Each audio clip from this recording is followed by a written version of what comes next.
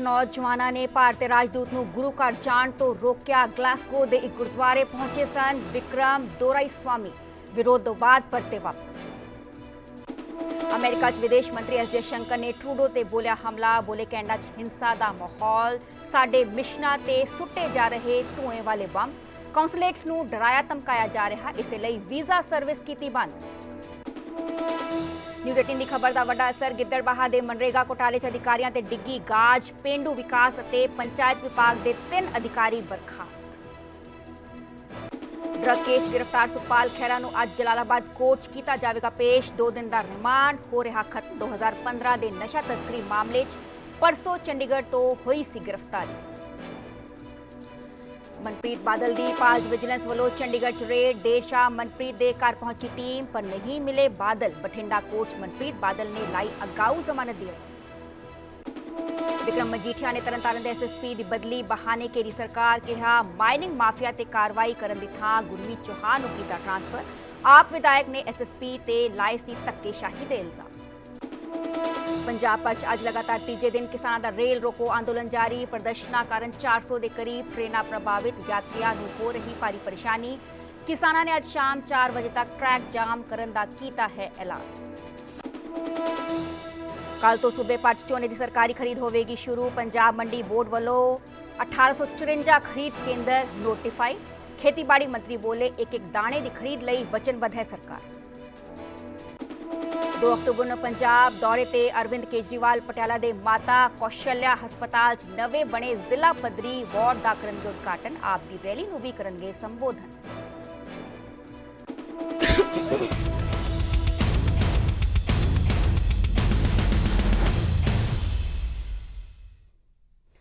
सत श्री अकाल जी, मैं हाँ सरबजोत कौर। न्यूज़ 18 पंजाब हरियाणा देख रहे सारे दर्शकों का स्वागत। बुलेटिन की शुरुआत करांगे पहली तो वड्डी खबर नाल जो कि यूके तो सामने आ रही है। यूके च भारतीय राजदूत यानी कि इंडियन अंबैसडर नूं गुरुद्वारे च दाखल होने तो रोकिया गया है। दस के ग्लासगो च कुछ सिख नौजवानों ने विक्रम दोराईस्वामी जो कि इंडियन अंबैसडर ने उन्होंने रोकिया गया है। ग्लासगो के गुरुद्वारे च नतमस्तक होने लई जा रहे सन इंडियन अंबैसडर इंडियन राजदूत। काबिले गौर है कि विरोध तो बाद वापस परत गए दोराईस्वामी ते यूके च भारतीय अधिकारियों को गुरुद्वारे च नहीं जान दिता जा रहा है। ते वड्डी खबर तुहाडे नाल सांझी कर रहे हैं, तस्वीरां तुहानूं विखा रहे हैं। यूके का ग्लासगो का गुरुद्वारा है जिथे कि भारतीय राजदूत उत्थे पहुंचते हैं। हालांकि सद्दा ते गुरुद्वारा प्रबंधक कमेटी के वालों ही दिता जाता है। इस दे विचाले पर उन्होंने कुछ नौजवानों के वालों अंदर नतमस्तक नहीं होने दिता जाता। इस दे विचाले विरोध तो बाद जो इंडियन राजदूत वेखे जा सकते हैं, काली रंग की गड्डी वेखी जा सकती है तो उत्थों उन्होंने वापस परतना पिया। तस्वीरां ने यूके के ग्लासगो दियां, उत्थे गुरुद्वारा साहिब वेख्या जा सकता है। इस दे विचाले इंडियन अंबैसडर राजदूत उत्थे पहुंचते हैं पर उन्होंने विरोध किया जाता है। गुरुद्वारा साहिब के अंदर उन्होंने नहीं दिता जाता तो विरोध तो बाद वो वापस किते ना किते परत जाते हैं। मेरे सहयोगी अमन भारद्वाज फोन लाइन पर जुड़े हुए हैं। अमन, जानना चाहांगे कि आज जो वीडियो है घटना है कदों दी है ते जो इंडियन अंबैसडर ने उन्होंने विरोध क्यों किया गया नौजवानों के वालों?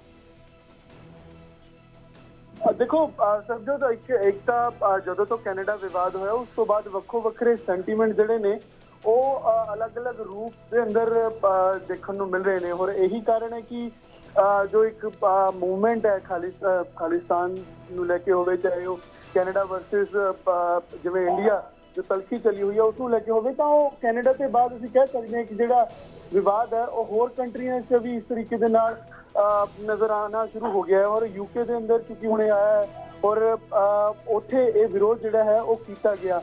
तो एक चीज़ ये भी है नवी डेवलपमेंट कि कैनेडा तो बाद हुण यूके के अंदर भी इस तरीके के सेंटीमेंट जिहड़े ने, इस तरीके का विरोध या इस तरीके दियां रिएक्शन जिहड़े ने वो वेखण नूं मिल रहे हैं। और दूसरी इस दे नाल चीज़ ये रिलेट करती है कि जिहड़े देश के विदेश मंत्री ने वर्ल्ड टूर से ने कल US के अंबैसडर नूं मिले ने, तो उत्थे भी हो सकता है कि बाकी थावां ते जदों जाण तां इस चीज़ां दे नाल जिहड़ियां जुड़ियां होईयां चीज़ां वो वेखण नूं मिलन। पर यह कि इन चीज़ां दा संज्ञान भारत सरकार वालों जरूर लिया जा रहा है। उन्हां दी अंडर ऑब्जर्वेशन चीज़ां है कि कित्थे किस तरीके का विरोध है, जी अमन जी इस चीज़ां नूं लैके गतिविधियां हो रही हैं। ਕਿਉਂਕਿ ਦੇਸ਼ ਜੀ ਦੇ ਅੰਦਰ ਵੀ ਅਮਨ ਤੁਸੀਂ ਸਾਡੇ ਨਾਲ ਜੁੜੇ ਰਹੋ। ਮੈਂ ਰੁਕ ਕਰਾਂਗੀ ਸਾਡੇ ਨਾਲ ਐਸਜੀਪੀਸੀ ਦੇ ਜਨਰਲ ਸਕੱਤਰ ਗੁਰਚਰਨ ਸਿੰਘ ਗਰੇਵਾਲ ਜੀ ਜੁੜੇ ਹੋਏ ਨੇ। ਸਰ ਬਹੁਤ ਬਹੁਤ ਸਵਾਗਤ ਹੈ ਤੁਹਾਡਾ ਨਿਊਜ਼ 18 ਪੰਜਾਬ ਤੇ।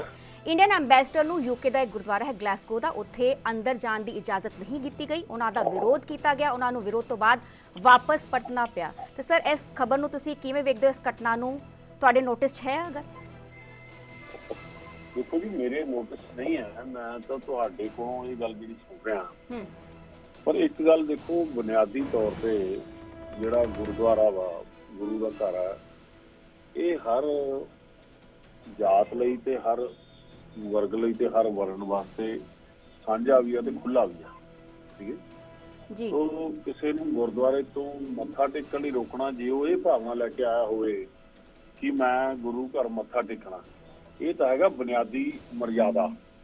ਦੂਸਰੇ ਪਾਸੇ ਜੋ ਇੰਗਲੈਂਡ ਦੇ ਵਿੱਚ ਇਸ ਟਾਈਮ ਚੱਲ ਰਿਹਾ, ਤੁਸੀਂ ਦੇਖੋ ਕਿ ਮੇਰੇ ਤੋਂ ਪਹਿਲਾਂ ਭਾਈ ਸਾਹਿਬ ਬੋਲ ਰਹੇ ਸੀ, ਮੈਨੂੰ ਨਹੀਂ ਪਤਾ ਕੌਣ ਸੀ ਜੀ, ਜ਼ਿਕਰ ਕਰ ਰਹੇ ਸੀ ਕਿ ਵਿਰੋਧ ਦੀ ਗੱਲ ਆ, ਉੱਥੇ ਆ ਰਹੇ ਨੇ ਜਾਂ ਹੋਰ ਆ, ਜਾਣਕਾਰੀ ਦੇ ਰਹੇ ਸੀ।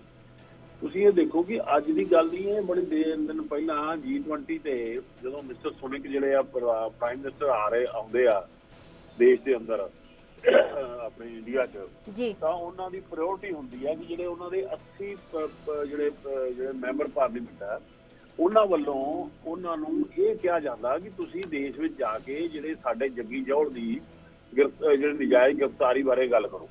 तो ये गल ये नहीं है कि होंदी है, उत्थों दे कल्ले सिख ही नहीं, उत्थों दे जिन्ने MPs आ, तो 80 ਦੇ 80 MPs ਦਾ ਮਤਲਬ ਅੰਗਰੇਜ਼ ਜਾਂ ਗੋਰੇ ਨਹੀਂ ਹੋ ਸਕਦੇ। तो ਉਹਨਾਂ ਸਾਰਿਆਂ ਨੇ ਇਹ ਗੱਲ ਕੀਤੀ ਆ। ਸੋ ਇਹ ਜਿਹੜਾ ਰਿਸ਼ਤਾ ਦੇ ਵਿੱਚ ਕਈ ਤਰ੍ਹਾਂ ਦੀ ਜਿਹੜੀ ਇੱਕ ਸਵਾਲ ਜਿਹੜੇ ਆ ਪਿਛਲੇ ਕਾਫੀ ਦਿਨਾਂ ਤੋਂ ਇਹ ਚੱਲ ਰਿਹਾ। ਨਹੀਂ ਗਰੇਵਾਲ ਜੀ, ਇਸ ਕਿਸਮ ਦਾ ਵਤੀਰਾ ਕੀ ਜਾਇਜ਼ ਹੈ ਕਿ ਗੁਰਦੁਆਰਾ ਸਾਹਿਬ ਦੇ ਅੰਦਰ ਨਤਮਸਤਕ ਨਾ ਹੋਣ ਦਿੱਤਾ ਜਾਏ? ਤੁਸੀਂ ਇਸ ਗੱਲ ਨੂੰ ਇੰਨਾ ਵਜਨ ਦੇ ਰਹੇ ਹੋ, ਮੇਰੀ ਕਹੀ ਹੋਈ ਗੱਲ ਜਿਹੜੀ ਬੇਸ ਹੈ ਇਸ ਗੱਲ ਦੀ, ਉਹਦੇ ਤੇ ਤੁਸੀਂ ਜਵਾਬ ਨਹੀਂ ਦਿਓਗੇ। ਕਿਉਂਕਿ ਮੈਂ ਦੂਜੀ ਗੱਲ ਕਹਿਣਾ ਕਿ ਗੁਰਦੁਆਰਾ ਸਾਹਿਬ ਆ, ਗੁਰਦੁਆਰੇ ਦੇ ਪ੍ਰਬੰਧ ਨੇ, ਗੁਰਦੁਆਰੇ ਦੇ ਵਿੱਚ ਇੱਕ ਇਹ ਵੀ ਪੱਖ ਹੋ ਸਕਦਾ ਕਿਉਂਕਿ ਮੈਂ ਉਹਨਾਂ ਦਾ ਨੁਮਾਇੰਦਾ ਨਹੀਂ ਹੈਗਾ ਜਾਂ ਮੈਨੂੰ ਕੋਈ ਮੈਂ ਉੱਥੇ ਹਾਜ਼ਰ ਨਹੀਂ ਹੈਗਾ ਜਾਂ ਮੇਰੀ ਉੱਥੇ ਕਿਸੇ ਨਾਲ ਗੱਲ ਨਹੀਂ ਹੋਈ, ਮੈਂ ਤਾਂ ਸੰਭਾਵਨਾ ਹੀ ਦੱਸ ਸਕਦਾ ਨਾ ਵੀ ਗੁਰਦੁਆਰਾ ਸਾਹਿਬ ਦੇ ਅੰਦਰ ਜਿਵੇਂ ਪਹਿਲਾਂ ਵੀ ਇੱਕ ਮਸਲਾ ਬਣਿਆ ਕਿ ਇੱਕ ਭਾਰਤ ਦੇ ਰਾਜਦੂਤ ਜਾਂ ਕੁੱਟ-ਕਟਾਪਾ ਹੋਇਆ, ਜਿਹੜਾ ਕਿ ਬੜਾ ਮਾੜਾ ਹੋਇਆ। ਅਸੀਂ ਇਸ ਗੱਲ ਨਾਲ ਸਹਿਮਤ ਨਹੀਂ ਹੈਗੇ, ਪਰ ਕੀ ਆ ਵੀ ਗੁਰਦੁਆਰੇ ਦੇ ਅੰਦਰ ਕਿਸੇ ਤਰ੍ਹਾਂ ਦਾ ਵਿਵਾਦ ਤਾਂ ਨਹੀਂ ਸੀ ਪੈਦਾ ਹੁੰਦਾ ਉਹਨਾਂ ਦੇ ਆਉਣ ਕਰਕੇ ਜੀ। ਉਹਨਾਂ ਦਾ ਜੇ ਉਹਨਾਂ ਨੇ ਕੋਈ ਮੀਟਿੰਗ ਕਰਨੀ ਸੀ ਪ੍ਰਬੰਧਕਾਂ ਨਾਲ, ਕਿਤੇ ਹੋਰ ਵੀ ਕਰ ਸਕਦੇ ਸੀ। ਕਾਰਨ ਕੀ ਆ ਵੀ ਇਹਨਾਂ ਦਿਨਾਂ ਦੇ ਵਿੱਚ ਇਹ ਇੱਕ ਕੋਸ਼ਿਸ਼ ਵੀ ਕੀਤੀ ਜਾ ਰਹੀ ਹੈ ਤੇ ਸ਼ਰਾਰਤ ਵੀ ਬਣਾਈ ਜਾ ਰਹੀ ਆ ਕਿ ਕਿਸੇ ਨਾ ਕਿਸੇ ਤਰ੍ਹਾਂ ਨਾਲ ਸਿੱਖਾਂ ਦੇ ਨਾਲ ਜਾਂ ਪ੍ਰਬੰਧਕਾਂ ਦੇ ਨਾਲ ਇੱਕ ਟਕਰਾਅ ਦੀ ਨੀਤੀ ਬਣਾਈ ਜਾਵੇ, ਜਦੋਂ ਕਿ ਇਹ ਗੱਲ ਮਾੜੀ ਆ। ਹਾਂ, ਅਸੀਂ ਇਸ ਗੱਲ ਲਈ ਪੂਰਨ ਤੌਰ ਤੇ ਸਹਿਮਤ ਹਾਂ ਕਿ ਜਿਹੜੀ ਗੱਲਬਾਤ ਹੈ, ਸੰਵਾਦ ਹੈ, ਉਹ ਚੱਲਦਾ ਰਹਿਣਾ ਚਾਹੀਦਾ। ਭਾਵੇਂ ਕੋਈ ਵੀ ਮਸਲਾ ਵਾ, ਉਸ ਮਸਲੇ ਦੇ ਹੱਲ ਲਈ ਗੱਲਬਾਤ ਕਰਨ ਲਈ ਰਸਤੇ ਸਾਡੇ ਖੁੱਲ੍ਹੇ ਰੱਖਣੇ ਚਾਹੀਦੇ ਆ। ਪਰ ਜੇ ਪ੍ਰਬੰਧਕਾਂ ਨੇ ਇਸ ਕਰਕੇ ਉਹਨਾਂ ਨੂੰ ਅੰਦਰ ਆਉਣ ਤੋਂ ਰੋਕਿਆ ਕਿ ਅੰਦਰ ਆ ਕੇ ਕਿਸੇ ਤਰ੍ਹਾਂ ਦੀ ਕੋਈ ਹਾਲਾਤ ਬੇਕਾਬੂ ਨਾ ਹੋਣ, ਕੋਈ ਸਿੱਖ ਜਿਹੜਾ ਜਿਹਦੇ ਮਨ ਦੇ ਤਰ੍ਹਾਂ ਕਿਸ ਤਰ੍ਹਾਂ ਦੀ ਭਾਵਨਾ ਪੈਦਾ ਹੋਵੇ, ਜਾਂ ਕੋਈ ਇਹ ਵੀ ਮੰਨਿਆ ਜਾਂਦਾ ਕੋਈ ਸ਼ਰਾਰਤੀ ਬੰਦਾ ਗੁਰਦੁਆਰੇ ਦੇ ਅੰਦਰ ਸ਼ਰਾਰਤ ਹੀ ਕਰੇ ਜਿਹਦੇ ਨਾਲ ਸਿੱਖਾਂ ਦੀ ਬਦਨਾਮੀ ਹੋਵੇ, ਇਹ ਕਾਰਨ ਵੀ ਹੋ ਸਕਦਾ। ਸੋ ਸਾਰੇ ਪੱਖ ਸਾਨੂੰ ਵਾਚਣੇ ਚਾਹੀਦੇ। ਅਸੀਂ ਗਰੇਵਾਲ ਜੀ, ਇਸ ਜੋ ਘਟਨਾ ਦੀ ਤੁਸੀਂ ਨਿੰਦਾ ਕਰਦੇ ਹੋ?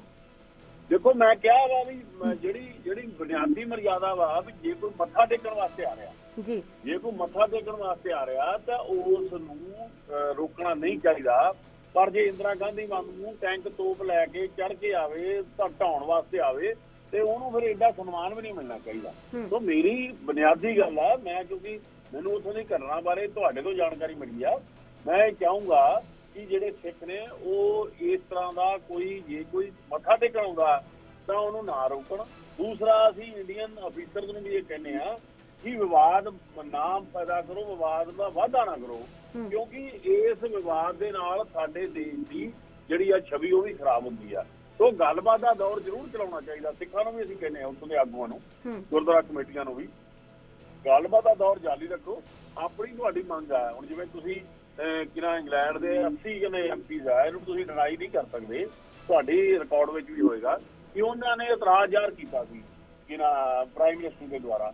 ਉਹ ਵੀ ਇੱਕ ਮੁੱਦਾ ਵਾ ਇੰਗਲੈਂਡ ਦੇ ਅੰਦਰ, ਉਸ ਦਾ ਵੀ ਸੁਲਝਾਉਣਾ ਕਰਨਾ ਚਾਹੀਦਾ। ਪਰ ਅੱਜ ਤੱਕ ਹਿੰਦੁਸਤਾਨ ਸਰਕਾਰ ਨੇ ਉਹਨਾਂ ਨੂੰ ਜਵਾਬ ਹੀ ਨਹੀਂ ਦਿੱਤਾ।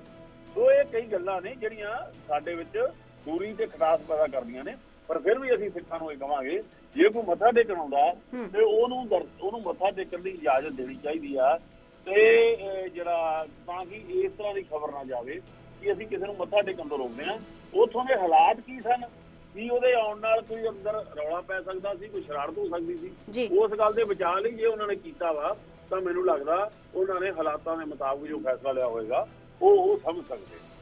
ਜੀ ਜੀ ਬਹੁਤ ਬਹੁਤ ਸ਼ੁਕਰੀਆ ਗੁਰਚਰਨ ਸਿੰਘ ਗਰੇਵਾਲ ਜੀ, ਸਾਡੇ ਨਾਲ SGPC ਦੇ ਜਨਰਲ ਸਕੱਤਰ ਜੁੜੇ ਹੋਏ ਸੀਗੇ ਤੇ ਤਸਵੀਰਾਂ ਤੁਹਾਨੂੰ ਵਿਖਾ ਰਹੇ ਹਾਂ। ਤਸਵੀਰਾਂ ਨੇ ਯੂਕੇ ਦੇ ਗਲਾਸਕੋ ਦੇ ਗੁਰਦੁਆਰਾ ਸਾਹਿਬ ਦੀਆਂ, ਜਿੱਥੇ ਕਿ ਭਾਰਤੀ ਰਾਜਦੂਤ ਉੱਥੇ ਪਹੁੰਚਦੇ ਨੇ, ਪਰ ਉਹਨਾਂ ਦਾ ਵਿਰੋਧ ਕੁਝ ਨੌਜਵਾਨਾਂ ਦੇ ਵੱਲੋਂ ਕੀਤਾ ਜਾਂਦਾ ਹੈ। ਉਹਨਾਂ ਨੇ ਗੁਰਦੁਆਰਾ ਸਾਹਿਬ ਦੇ ਅੰਦਰ ਨਤਮਸਤਕ ਨਹੀਂ ਹੋਣ ਦਿੱਤਾ ਜਾਂਦਾ, ਜਿਸ ਤਰ੍ਹਾਂ ਕਿ ਜੋ SGPC ਜਨਰਲ ਸਕੱਤਰ ਸਾਡੇ ਨਾਲ ਜੁੜੇ ਸੀਗੇ, ਉਹਨਾਂ ਦਾ ਕਹਿਣਾ ਸੀਗਾ ਕਿ ਜੋ ਕੋਈ ਵੀ ਗੁਰਦੁਆਰਾ ਸਾਹਿਬ ਦੇ ਉੱਥੇ ਪਹੁੰਚਦਾ ਹੈ, ਹਾਲਾਂਕਿ ਉਹਨੂੰ ਨਤਮਸਤਕ ਹੋਣ ਦਿੱਤਾ ਜਾਣਾ ਚਾਹੀਦਾ ਹੈ। ਹਾਲਾਂਕਿ ਜੋ ਕੋਈ ਵੀ ਗੱਲਬਾਤ ਹੁੰਦੀ ਹੈ ਉਹ ਗੱਲਬਾਤ ਜ਼ਰੀਏ ਮਸਲਾ ਜੋ ਹੈ ਸੁਲਝਾਉਣਾ ਚਾਹੀਦਾ ਹੈ।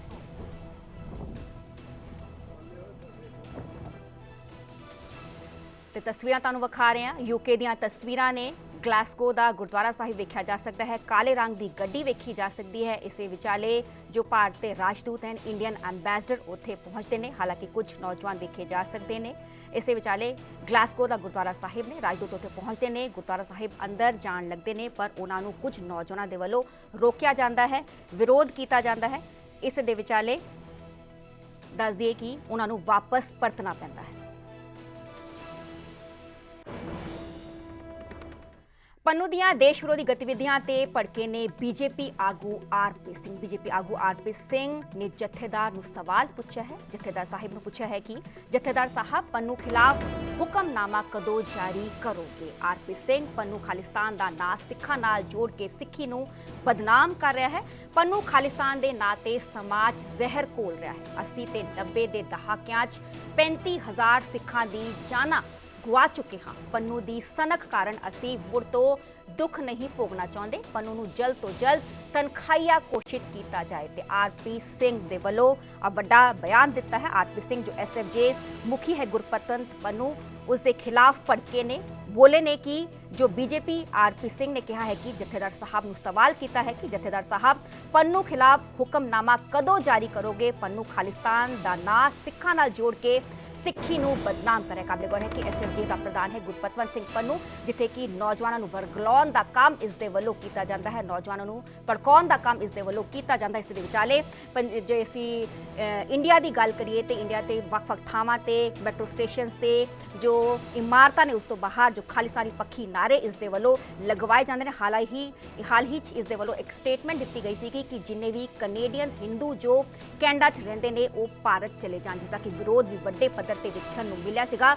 ਜੋ ਹਿੰਦੂ ਫੋਰਮ ਦੇ ਵੱਲੋਂ ਕੈਨੇਡਾ ਦੇ PM ਜਸਟਿਨ ਟਰੂਡੋ ਨੂੰ ਪੱਤਰ ਵੀ ਲਿਖਿਆ ਗਿਆ ਸੀਗਾ ਕਿ ਜੋ ਬੈਨ ਕੀਤਾ ਜਾਏ SFJ ਪ੍ਰਧਾਨ ਗੁਰਪਤਵੰਤ ਸਿੰਘ ਪੰਨੂ ਨੂੰ। ਹੁਣ ਬੀਜੇਪੀ ਆਗੂ ਆਰਪੀ ਸਿੰਘ ਦੇ ਵੱਲੋਂ ਵੱਡੇ ਸਵਾਲ ਪੁੱਛੇ ਗਏ ਨੇ। ਜਥੇਦਾਰ ਸਾਹਿਬ ਨੂੰ ਸਵਾਲ ਕੀਤਾ ਗਿਆ ਹੈ ਕਿ ਜਥੇਦਾਰ ਸਾਹਿਬ ਪੰਨੂ ਖਿਲਾਫ ਹੁਕਮਨਾਮਾ ਕਦੋਂ ਜਾਰੀ ਕਰੋਗੇ। ਪੰਨੂ ਖਾਲਿਸਤਾਨ ਦਾ ਨਾਮ ਸਿੱਖਾਂ ਨਾਲ ਜੋੜ ਕੇ ਸਿੱਖੀ ਨੂੰ ਬਦਨਾਮ ਕਰ ਰਿਹਾ ਹੈ।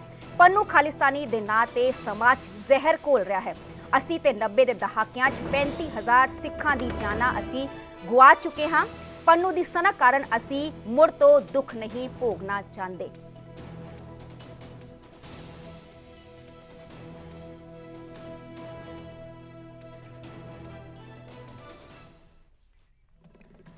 US ਵਿਦੇਸ਼ ਮੰਤਰੀ S ਜयशंकर ने ट्रूडो ਤੇ ਹਮਲਾ ਬੋਲਿਆ ਹੈ, ਸ਼ਬਦੀ ਹਮਲਾ ਬੋਲਿਆ। ਉਹਨਾਂ ਨੇ ਕਿਹਾ ਕਿ ਕੈਨੇਡਾ 'ਚ ਹਿੰਸਾ ਦਾ ਮਾਹੌਲ ਹੈ।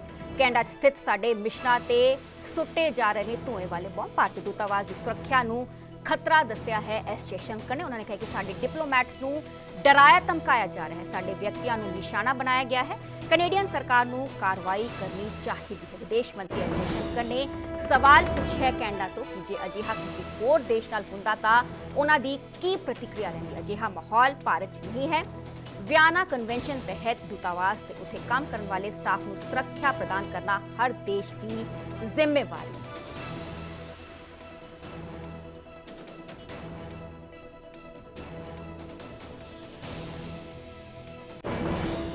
देखिए, तो एक तो जो सिख कम्युनिटी जो है, अगर उनके आप ही खुद जानते हैं कि पिछले 10 साल में उनके जो मुद्दे जो हैं, उनके विषय आप जानते हैं कि पहले वो ब्लैक लिस्ट की चर्चा होती थी और बहुत सारे लोग थे जिनको लगता था कि वो खुद अपने देश जा नहीं पा रहे।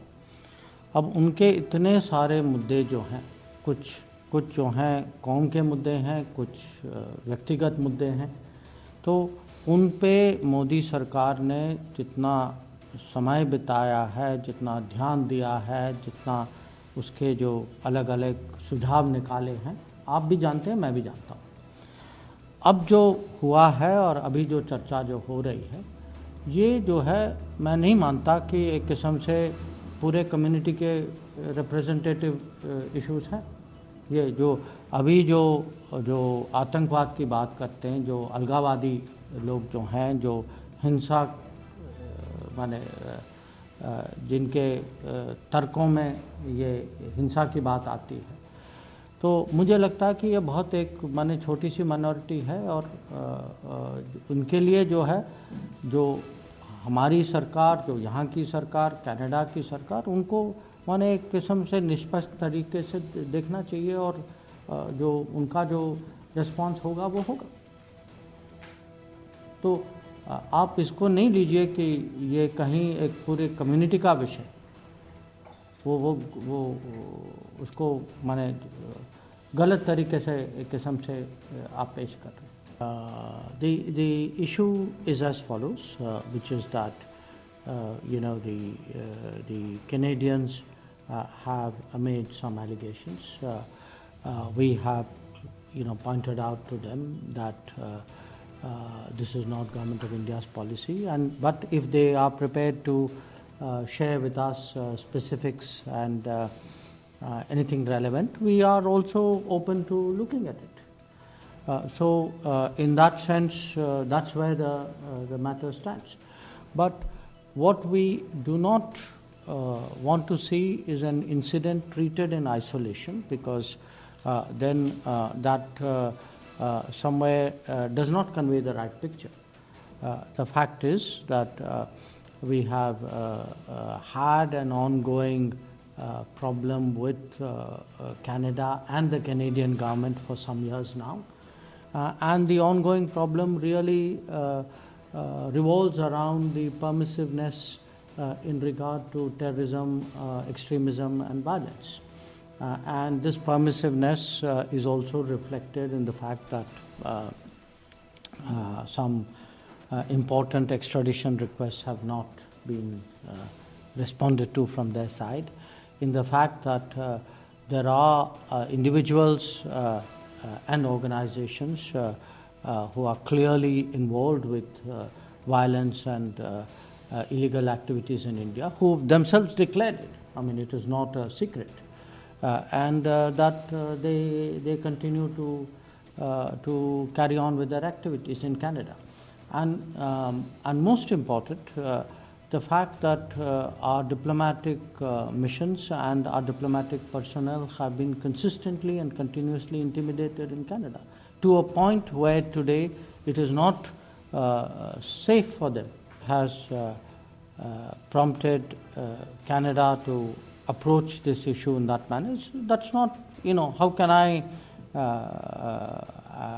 sort of analyze it and attribute reasons for it. It's something they know why they've done it. Our point is this, that there is today a climate of violence, an atmosphere of intimidation, activities. I mean, just think about it. We've had, smoke bombs thrown at the mission. We've had our consulates, sort of violence in front of them. Individuals have been targeted and intimidated. There are posters put up about people. So tell me, do you consider this normal? I mean, for a moment, okay, this is about us. If this had happened to any other country, how would they react to it? I think it's a reasonable question to ask. Let's not normalize what is happening in Canada. What is happening in Canada, had it happened anywhere else, do you think the world would have taken it with equanimity? If it had happened to any other country, would they have taken it, so calmly?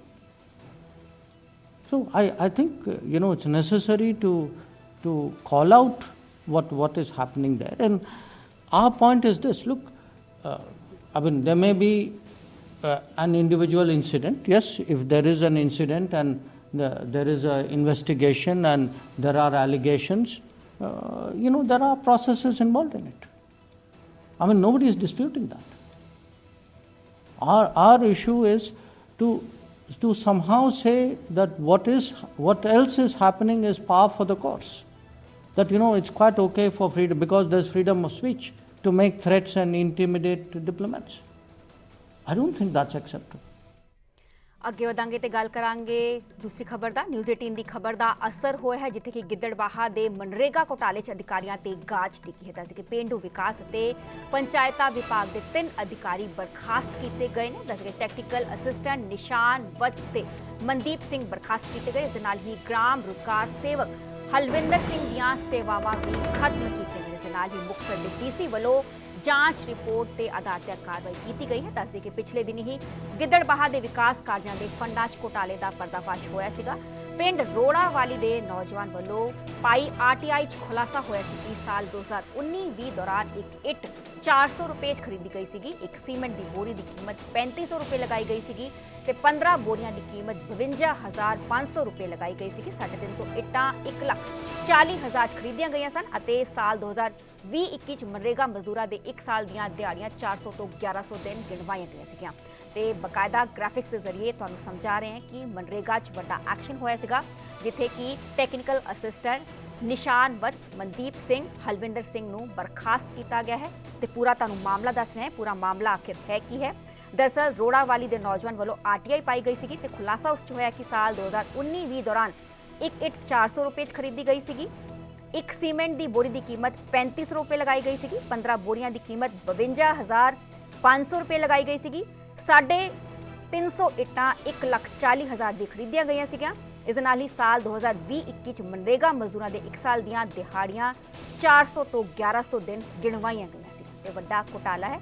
ਇਸ ਦੇ ਵਿਚਾਲੇ ਕੁਝ ਦਿਨ ਪਹਿਲਾਂ ਹੀ news 18 ਨੇ ਪ੍ਰਮੁਖਤਾ ਨਾਲ ਆ ਖਬਰ ਦਿਖਾਈ ਸੀਗੀ, ਨਸ਼ਰ ਕੀਤੀ ਸੀਗੀ ਤੇ ਹੁਣ ਵੱਡਾ ਐਕਸ਼ਨ ਹੁੰਦਾ ਹੋਇਆ ਕਿਤੇ ਨਾ ਕਿਤੇ ਨਜ਼ਰ ਆ ਰਿਹਾ।